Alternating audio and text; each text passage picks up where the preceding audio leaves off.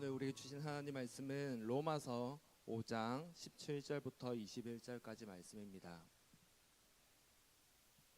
로마서 5장 17절부터 21절까지 말씀입니다. 신약성경 245쪽에 있습니다. 로마서 5장 17절부터 21절까지 말씀 우리 한 목소리로 읽도록 하겠습니다. 한 사람의 범죄로 말미암아 사망이 그 한 사람을 통하여 왕노릇하였은즉 더욱 은혜와 의의 선물을 넘치게 받는 자들은 한 분 예수 그리스도를 통하여 생명 안에서 왕노릇하리로다. 그런즉 한 범죄로 많은 사람이 정죄에 이른 것 같이 한 의로운 행위로 말미암아 많은 사람이 의롭다 하심을 받아 생명에 이르렀느니라. 한 사람이 순종하지 아니함으로 많은 사람이 죄인 된 것 같이 한 사람이 순종하심으로 많은 사람이 의인이 되리라. 율법이 들어온 것은 범죄를 더하게 하려 함이라. 그러나 죄가 더한 곳에 은혜가 더욱 넘쳤나니 이는 죄가 사망 안에서 왕 노릇한 것 같이 은혜도 또한 의로 말미암아 왕 노릇하여 우리 주 예수 그리스도로 말미암아 영생에 이르게 하려 함이라. 아멘. 아멘.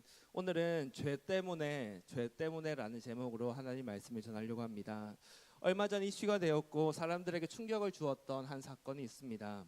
몇 년 전부터 요즘에 인터넷 상에서 사람들이 참 많이 보는 게 있는데 무엇인지 아십니까? 먹방이라는 것을 봅니다. 들어보셨습니까? 본 적 있으십니까? 아마 우리 중고등부나 대학 청년부들은 아마 한 번씩은 다 봤을 겁니다. 아주 자주 보는 사람도 있을 겁니다. 사람들이 먹방에 나와서 뭘 하냐면 그냥 맛있게 먹습니다. 근데 보통은 많이 먹습니다. 이렇게 조그만 사람이 어떻게 이렇게 많이 먹을 수 있나, 그런 감탄과 충격이 올 정도로 많은 것을 먹는데, 그렇게 먹방을 하는 BJ라고 해야 되나요? 스트리머 중에 한 사람이 있었습니다. 그 여성에게 있었던 일입니다. 이 사람은 여성입니다. 아주 호리호리하고 날씬합니다. 그런데 먹는 양은 엄청납니다.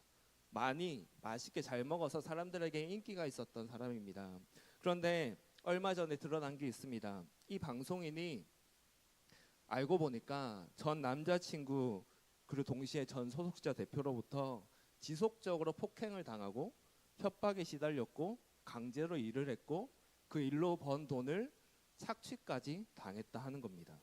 알고 보니까 이 사람이 자신이 즐거워서 이 방송을 시작한 게 아니라, 하고 싶어 시작한 게 아니라 전 남자친구의 협박과 강요에 의해서 했던 겁니다. 그래서 그 과정에서 갈취를 당하고 폭력까지 당하고 그렇게 괴로움 가운데 방송을 이어왔던 겁니다. 그게 약 4년 정도 이어졌답니다.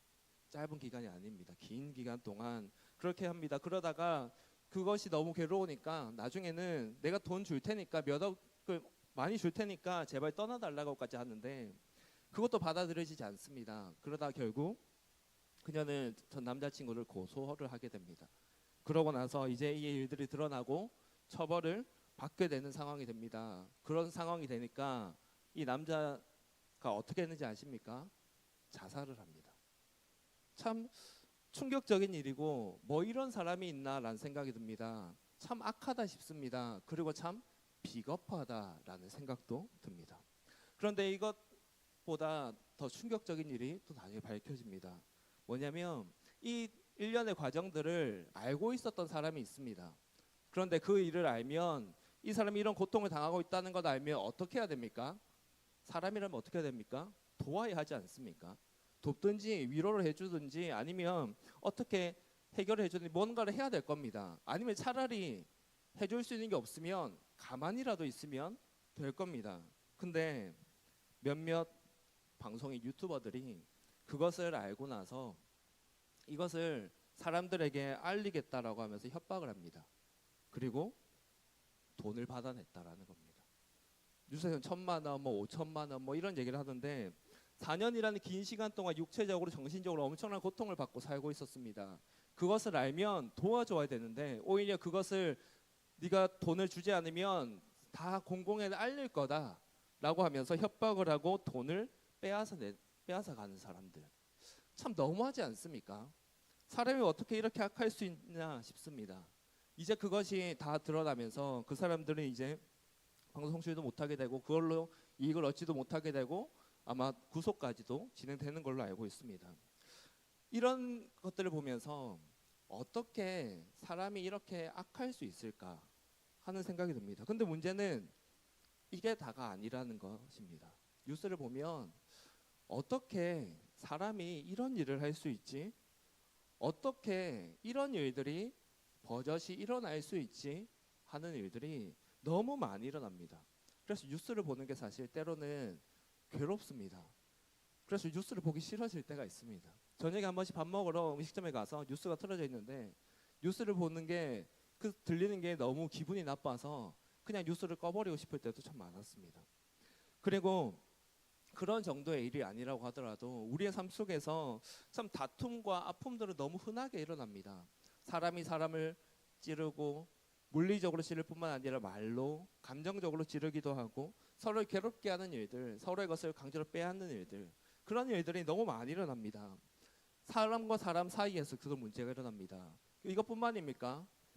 이 세상을 보면 이 날씨와 자연을 봐도 마찬가지 문제들이 너무나 많이 보입니다. 날씨가 우리를 참 너무 힘들게 하는 것 같습니다. 얼마 전까지는 비가 너무 많이 와서 괴로웠습니다. 그런데 이제는 또 너무 더워서 난리가 납니다. 목사님께서도 오전에 잠깐 언급을 하셨지만 어제 경남에 날씨가 많이 올라갔다고 합니다.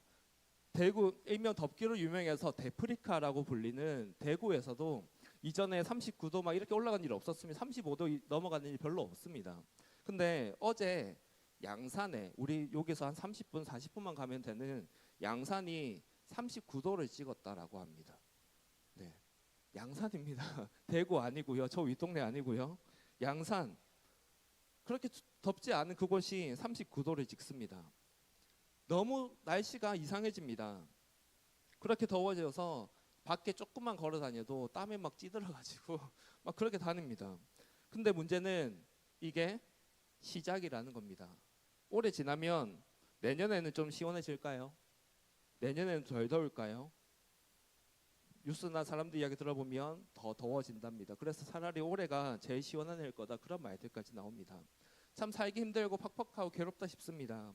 그런데 이것을 보면서 드는 생각이 있습니다. 왜 이런 문제들이 우리의 삶에 찾아올까요? 왜 사람들은 맨날 싸우기 바쁠까요?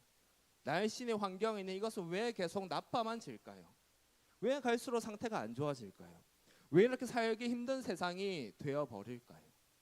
다들 살기 힘들다, 살기 힘들 그런 얘기가 왜 계속 나올까요? 하나님이 세상을 만드셨는데 하나님이 애초에 만드실 때부터 이렇게 결점투성이의 세상을 만드셨겠습니까? 하나님이 잘못 만들어서 그 실수의 대가를 우리가 치르고 있는 겁니까? 그렇지는 않습니다. 하나님께 세상을 만드셨을 때 이 세상은 하나님이 보시기에 너무 좋았다고 합니다. 심히 좋은 곳이었습니다. 그곳에서는 다툼도 없고 아픔도 없었습니다. 그곳에는 생명나무의 실과라는 게 있었습니다. 그래서 그것을 마음껏 먹을 수 있었습니다. 만약에 우리가 에덴 동산에서 계속 살았다면 생명나무의 실과를 계속 먹었다면 우리의 몸이 약해져서 아플 일 없었을 겁니다. 나이가 들면 누구나 몸이 아픕니다. 다들 겪어보셨을 겁니다. 이전에는 젊을 때 10대 20대 때 아픈 줄 모르고 살았습니다. 저도 겪고 있습니다. 10대 20대 저는 병원을 가본 기억이 없습니다. 병원에 입원해 본 기억이 저는 없습니다. 물론 어릴 때 그런 적이 있었지만 병원에 입원해 본 적이 없었고 갈 일도 거의 없었고 너무 건강했는데 30대가 지나고 이제 40대를 몇 년 앞에 두고 있는 때가 되니까 몸에 고장이 나는 게 느껴지더라고요. 이제 40도 안 먹은 제가 그렇습니다. 저보다 한참을 더 먹으신 우리 성도 여러분들은 어떠시겠습니까? 근데 그게 당연한 일로 모두가 겪는 일입니다. 누구 하나 예외 없이 모두가 겪습니다. 만약에 우리가 이 에덴 동산에 있었다면 하나님이 만드셨던 그곳에 있었다면 이런 아픔 겪을 일 없었습니다. 그런 아픔 없이 늙음도 없이 죽음도 없이 살 수 있도록 하나님은 처음에 만드셨습니다. 그리고 아담과 하와 최초의 사람이었던 그들 얼마나 사랑하며 살았습니까? 아담이 아내를 향해 이렇게 말합니다. 이는 내 살 중에 살이요 뼈 중에 뼈다. 나의 모든 것보다 소중한 이 여인 너무 사랑스럽다, 너무 좋다 하면서 사랑하며 살았습니다. 짐승들끼리는 어땠습니까? 짐승들끼리 서로 잡아먹는 일 없었습니다. 서로 평화롭게 살았습니다.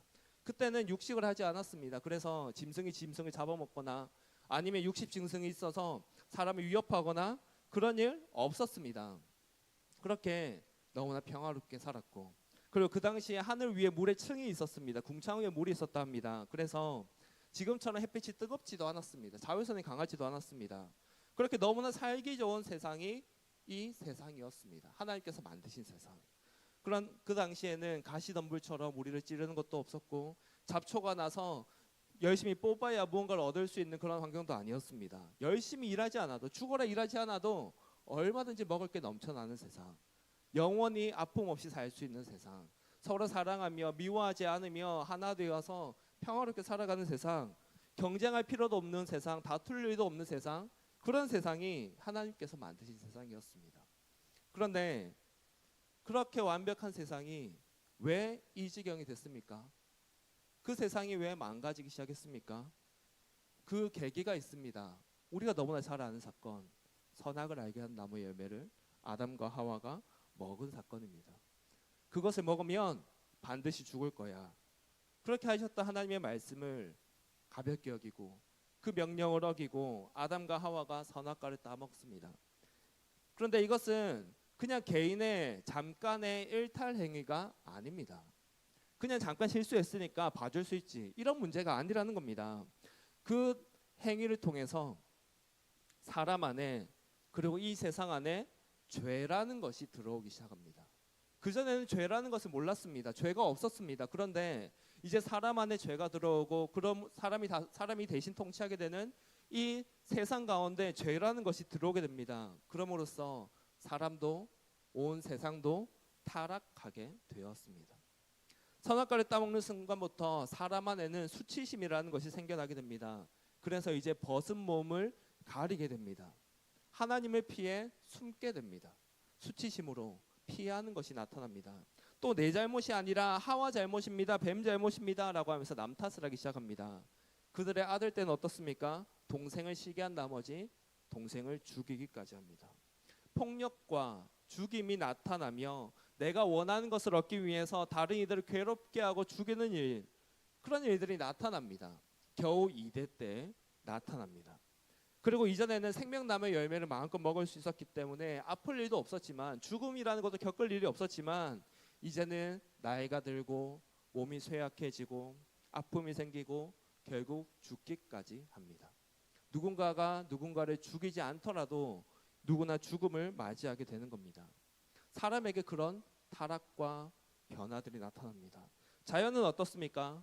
육식동물이 생겨납니다. 짐승이 짐승을 잡아먹기 시작합니다. 그럼으로써 위험이라는 것이 생겨납니다. 사람을 위협하는 동물이 생겨나는 겁니다. 싸움이라는 것이 생겨납니다. 그리고 가시덤불과 잡초들이 생겨납니다. 이전에는 그냥 널린 게 먹을 것이었다면, 이제는 농사를 짓지 않으면 가시덤불을 베어내고 잡초를 뽑고, 그렇게 하지 않으면, 짐승을 공격해서 잡지 않으면 이제 먹을 것을 구할 수 없는 때가, 그런 상황이 돼버리는 겁니다. 자연도 원래 너무나 완벽하고 너무나 평화로웠는데 죄라는 것이 들어오니까, 세상이 타락을 하기 시작하니까 환경이 파괴되어 가고 그런 문제들이 나타납니다. 그리고 그 결과 우리가 겪고 있듯이 이상한 날씨들이 이어지고 자연재해가 일어납니다. 그렇게 우리가 그 타락의 결과를 우리가 지금 겪고 있는 겁니다. 서로를 미워하고 서로를 괴롭게 하고 다른이의 아픔을 보면서 안타까워하기보다, 도와주려고 하기보다 그 아픔을 이용해서 이익을 얻으려 하고, 오히려 그걸 보면서 비웃고 즐거워하고, 그런 일들이 나타납니다. 전쟁에 일어나 수많은 이들이 죽고 죽입니다. 지금도 여전히 세계 곳곳에서는 자연재해로 인해서 수많은 이들이 괴로움을 당하고 큰 고통을 받으며 죽기까지 합니다. 이런 일들에 대해서 오늘 보면 17절에서 이렇게 말씀합니다. 상반절을 보면 이렇게 말합니다. 한 사람의 범죄로 말미암아 사망이 그 한 사람을 통하여 왕노릇하였다. 한 사람, 아담, 하와, 그들의 죄를 범함으로 인해서 사망이 사람 안에, 세상 안에 들어오게 됩니다. 죄가 들어오게 됩니다. 그럼으로써 이 죄로 타락한 이 세상은 이제 죄와 사망이 사탄이 왕 노릇하며 왕이 되어서 다스리며 살아갑니다. 그러니 사탄이 무엇을 하겠습니까? 사탄이 우리에게 주는 것, 죄의 삭은 죽음입니다. 아픔과 슬픔과 괴로움과 죽음, 이것이 이제 이 온 세상을 덮고 있는 겁니다.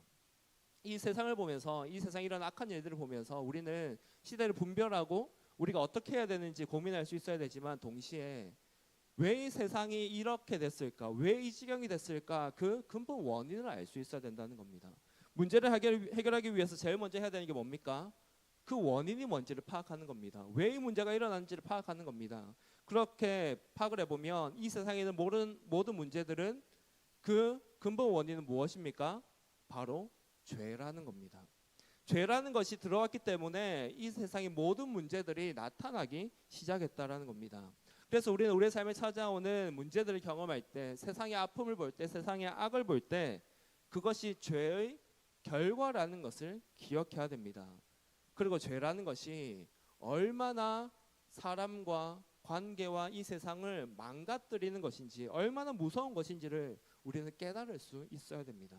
그것이 우리를 얼마나 비참하게 만드는 것인지, 얼마나 끔찍한 것인지를 우리는 알 수 있어야 된다는 겁니다. 그런데 그것만 생각하면 우리의 마음이 어떻습니까? 앞에서 잠깐 이야기했습니다. 문제가 있으면 그걸 해결하기 위해 뭘 알아야 된다고 했습니까? 원인을 알아야 됩니다. 그러면 문제를 해결하기 위해서는 간단합니다. 원인을 해결하면 그 문제는 해결됩니다. 그런데 원인이 죄라고 있습니다. 그 죄를 해결할 수 있습니까? 죄를 해결할 수 있는 능력이 우리에게 있습니까? 없습니다. 우리가 뭐 다를 게 있습니까? 세상 사람들이 다 악하게 서로를 공격하며 살아갑니다. 그러면 우리를 서로를 공격 안 합니까? 우리는 다른 사람을 향해 손가락질 안 하고 다른 사람에게 화내거나 욕하지 않습니까? 우리는 죄를 짓지 않습니까? 다를 게 없습니다. 그래서 해결을 해야 되는 건 알겠는데, 괴로운 건 아는데 해결을 못 합니다. 그래서 그것을 볼 때마다, 그걸 생각할 때마다 우리의 마음에는 이제 절망이 찾아오게 되는 겁니다. 너무 괴로운데 해결할 수 없으니까, 문제는 알겠는데 도저히 해결이 안 되니까 희망이 보이지 않고 슬픔과 아픔과 괴로움과 절망만이 우리를 채울 뿐인 겁니다. 그럼 우리에게 18절에서는 또 이렇게 말씀합니다. 그런즉 한 범죄로 많은 사람이 정죄에 이른 것 같이 한 의로운 행위로 말미암아 많은 사람이 의롭다 하심을 받아 생명에 이르렀느니라. 한 사람의 범죄, 한 사람의 한 범죄, 아담과 하와가 선악과를 따먹은 그 범죄로 인해서 이 사람에게 세상에 죄가 들어왔다면, 이제 반대로 한 사람의 한 의로운 행위로 말미암아서 많은 사람이 의롭다 하심을 받는다 합니다. 이 한 사람이 누굽니까? 한 의로운 행위가 무엇입니까? 예수님이 십자가에서 피 흘려 죽으신 일입니다. 아무도 해결할 수 없었던 그 죄의 문제를 예수님이 십자가에서 해결하신 것입니다.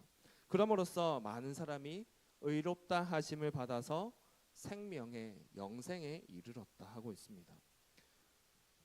우리가 선해진 게 아닙니다. 우리가 이제 죄 문제 해결했으니까 우리가 이제 죄 씻지 않는 그런 게 아닙니다.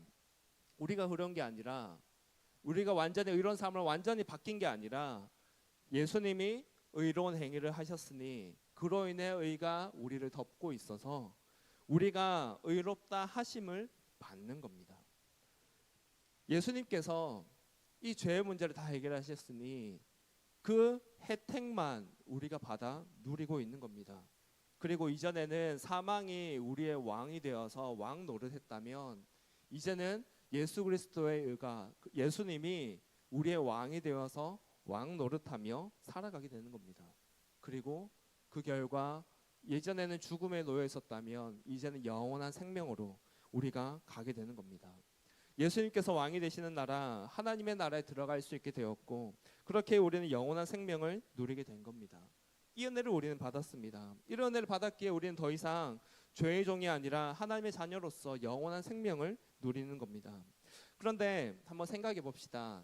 지난 한 주간의 우리의 삶을 돌아봅시다. 우리의 삶은 예수님의 자녀로서 의롭게 선하게 살면서 하나님과 동행한 삶이었습니까? 지난 한 주간 우리의 삶의 왕은 누구였습니까? 하나님이었습니까? 아니면 죄가, 사망이 또다시 우리의 왕이 되어서 우리가 죄의 종으로서 세상 사람들과 다를 바 없이 살진 않았습니까? 분명히 우리는 죄의 문제를 해결받았습니다.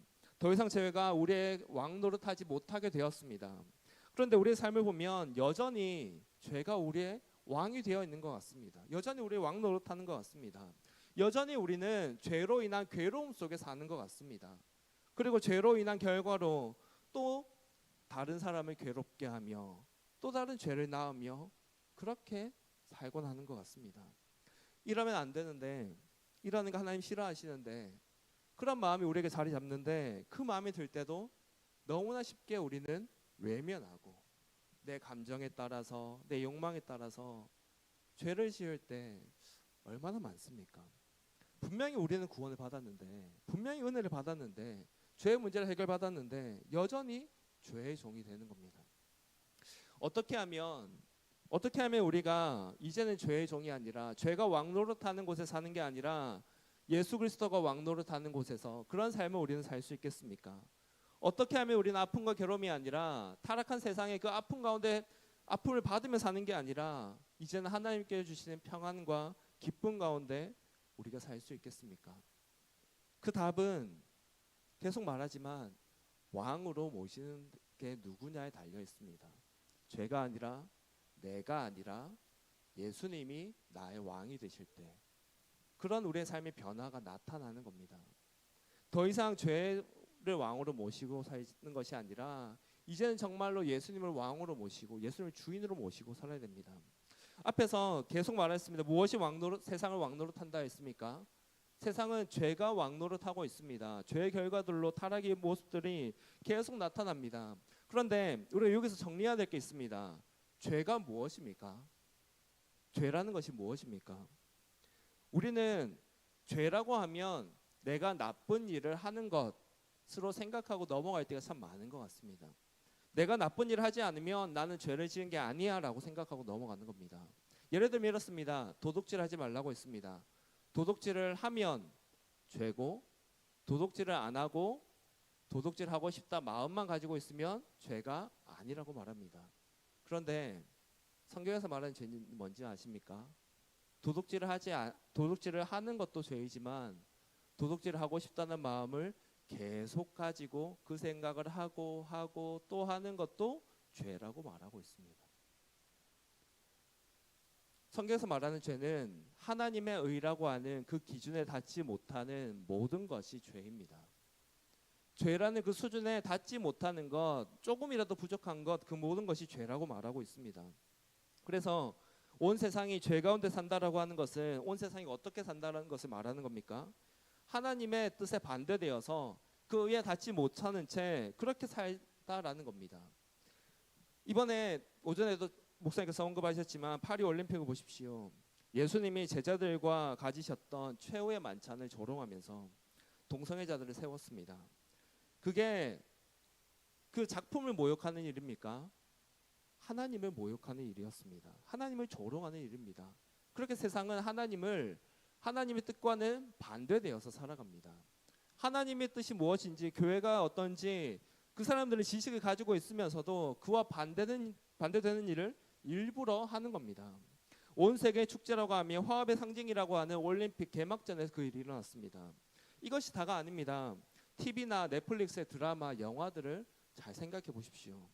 그것들 볼 때마다 보기 괴로울 때가 있습니다. 인기가 많고 재밌다라고 하는 영화하고 드라마인데 볼 때마다 괴로운 장면이 있습니다. 어떤 장면입니까? 너무나 흔하게 등장하는 게 교회가 등장하는 것을 우리 보게 됩니다. 그런데 문제는 그렇게 교회가 등장하는데 그때마다 교회는 어떤 곳입니까? 성스럽고 거룩하고 따뜻한 곳입니까? 아닙니다. 교회는 조롱의 대상이 되고 있습니다. 작년에 엄청난 인기가 있었던 더 글로리라는 드라마를 아십니까?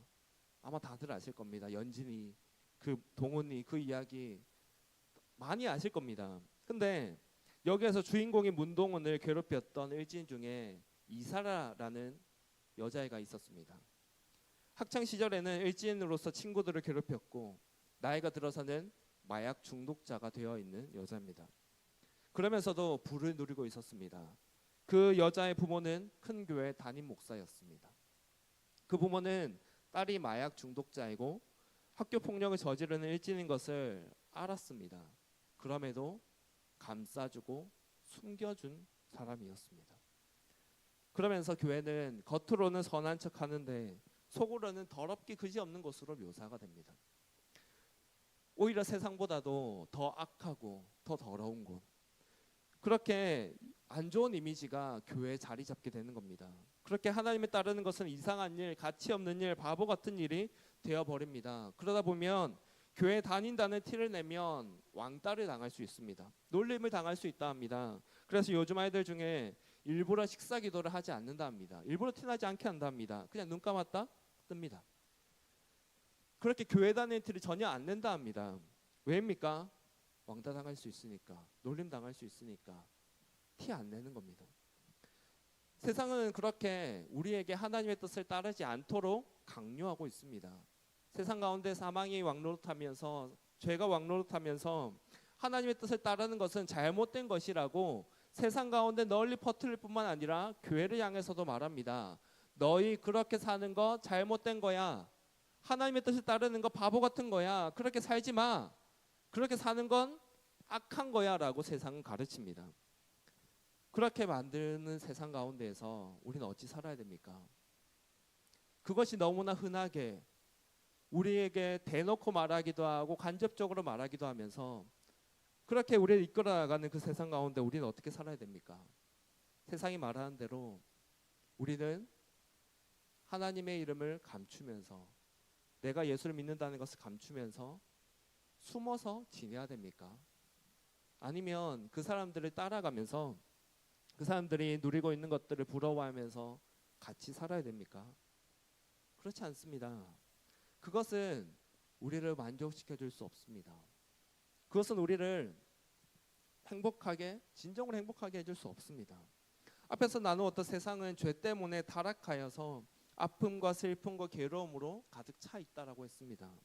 죄 가운데 사는 것은 우리를 괴롭게 할 뿐 진정으로 행복하게 할 수 없습니다. 그러니 우리는 세상이 말하는 대로 따르는 것이 아니라 하나님의 뜻을 따라야 됩니다.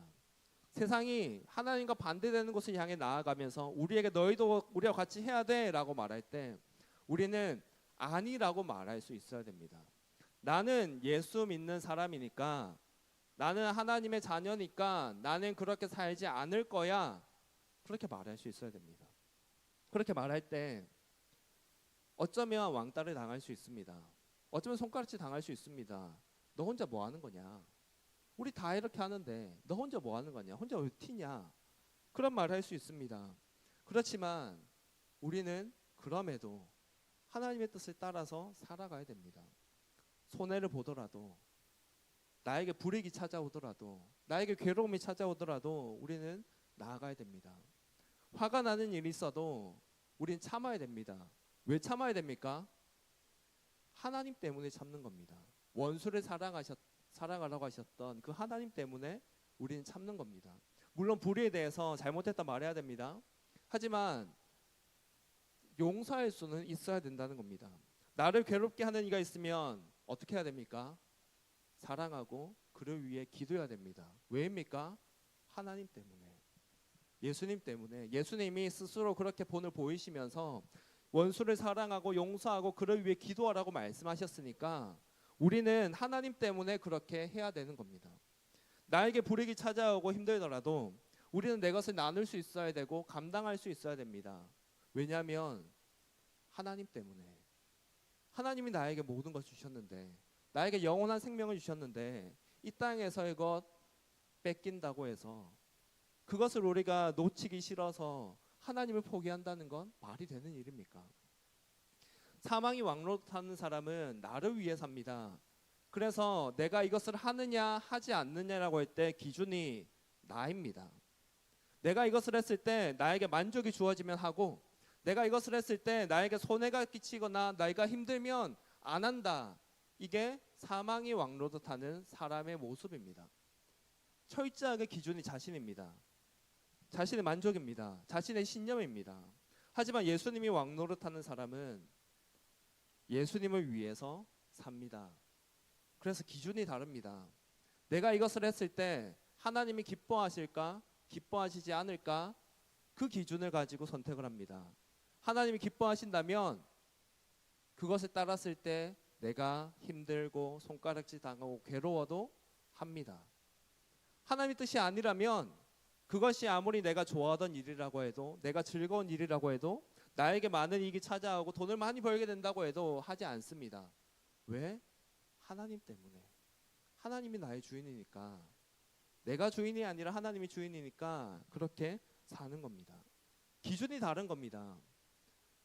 사망이 왕노릇하는 사람의 삶과 예수님이 왕노릇하는 사람의 삶은 그렇게 기준 자체가 다릅니다. 그리고 기준이 다르니 삶의 모습과 선택, 그 모든 것들이 달라지는 겁니다. 그러면서 점점 바뀌어 갑니다. 그런데 참 놀라운 게 뭔지 아십니까? 분명히 예수님을 따르는 그 길은 많은 것을 포기하는 길 같아 보입니다. 내 즐거움도 포기하는 것 같고, 내 이익도 포기하는 것 같고, 때로는 사람도 포기하는 것 같고, 모든 것을 포기하는 것 같은데 그 길을 걸어가는데 기쁨이 있습니다. 감사가 있고 소망이 있습니다. 지나고 보면 내가 포기한 게 너무 많은데, 내가 그래서 누리지 못한 게 너무 많은데 그 삶이 너무 행복하다라고 말을 합니다. 진짜 예수님을 따라서 예수님의 왕노릇하는 그 삶을 살아가는 사람들을 보면 아예 표정부터가 다릅니다. 그리고 그 사람이 말하는 말도 다르고 행동도 다릅니다. 그리고 그 사람의 가장 좋아하는 것도 다르고요. 그 사람을 만나는 사람들마다 저 사람은 뭐 다르다, 뭔가 다르다, 그런 얘기들을 합니다. 그리고 그 사람에게는 정말 영원한 소망이 있기 때문에 어떤 어려움이 찾아와도 주저앉지 않고 포기하지 않습니다.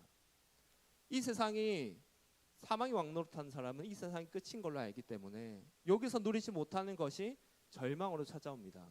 하지만 예수님이 왕이 된 사람은 지금 내가 누리지 못하는 것 상관없습니다. 왜냐하면 저 천국에서 너무나 많은 것들이 우리를 위해 준비되어 있기 때문입니다. 영원한 기쁨과 영원한 행복이 우리에게 주어져 있기 때문입니다. 완전한 것이 우리에게 주어져 있기 때문입니다. 그러니 삶의 모습도 달라지고 마음가짐도 달라지는 그 결과가 나타나는 겁니다. 그러니 이제 우리 삶의 우선순위가 진정으로 바뀌기를 원합니다. 선택의 기준이 바뀌기를 원합니다. 내가 원하니까 한다, 그 생각이 우리에게서 떠나길 원합니다. 내가 원하니까, 내가 싫어하니까 한다, 안 한다가 아니라 주님이 원하시니까, 주님이 원하지 않으시니까 한다, 안 한다, 그것이 우리의 마음속에, 우리의 삶에 자리 잡기를 원합니다. 그래서 이제 정말로 예수님을 왕으로 모시고 살아가며 주님 안에서 정말로 주께 주시는 세상에 줄 수 없는 기쁨과 평안이 가득한 우리 모두가 되기를 예수님의 이름으로 축복합니다. 우리 시간 함께 찬양하길 원합니다. 내가 주인 삼은 모든 것, 우리 함께 찬양하면서 정말로 내가 그동안 주인 삼았던 것, 내가 왕으로 모셨던 것 다 내어놓습니다. 주님 받아주시고 이제는 주님만 나의 주인이 되어주시옵소서. 우리 찬양으로 함께 고백하겠습니다.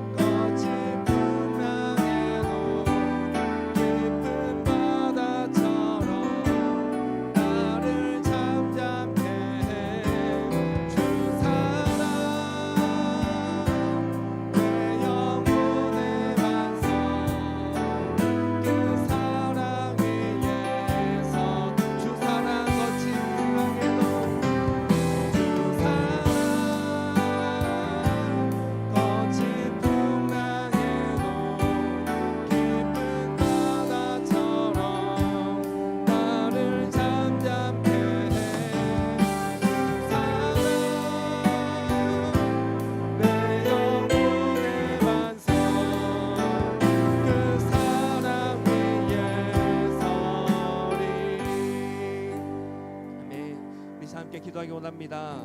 우리가 주인 삼았던 것 주님 앞에 다 내어놓읍시다. 그리고 우리가 예수님보다 우선했던 것도 내려놓고 우리의 삶에 너무나 아픔과 괴로움이 있어서 내가 놓지 못하고 하나님을 바라보지 못하게 했던 것도 다 내어놓읍시다. 그래서 정말로 이제는 주님을 왕으로 모시고 살겠노라고, 이제는 내가 좋아하고 싫어하고가 삶의 기준이 아니라 주님이 원하시고 원하지 않고가 삶의 기준이 되는 삶을 제가 살아가겠습니다. 하나님, 저의 삶을 주님께 맡겨드리오니 우리의 삶을 받아주시고 이끌어 주시옵소서. 우리 주여 한번 외치고 함께 기도하며 나아가도록 하겠습니다. 주여,